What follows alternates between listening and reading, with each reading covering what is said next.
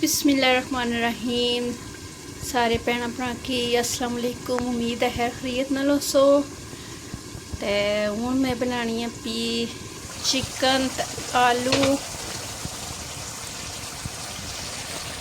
ये मैं बनाना छोड़े चिकन आलू फिलहाल मैं किन्नी पी ते नाल असां बनाइयां अज तंदूरै दियां रोटियां। ए तक्की सकने हो मैं थोड़ा जहा भुनसा तो पानी बासा तो शोरबा बनी जैसी। मैं सब्ज़ धनिया तो सब्ज़ मिर्चा कट्टी तो रखिया हुई आखिरी शोरबे पर बासा। तो नाल ही असां रोटियां वास्ते आटा तैयार करी किदा फिर देरी क्यों असां बनानिया तंदूर रोटियां। सालन पक्की जाए तो फिर मैं जासा तंदूर की अग लासा तो रोटियां बनाने। ये देखो कितना सोहना कलर निकली आया माशाल्लाह चिकन ना। थोड़ा जहा इसकी और मैं भुनसा।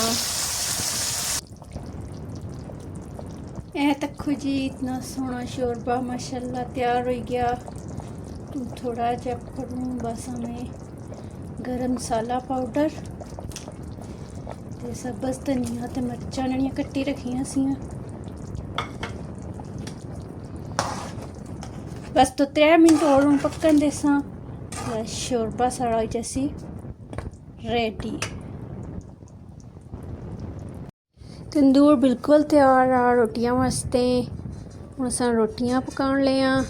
चैनल की सब्सक्राइब करिया है ते नाल घंटी ने निशान की भी प्रेस करिया है ते हुण तक्की सकने हो।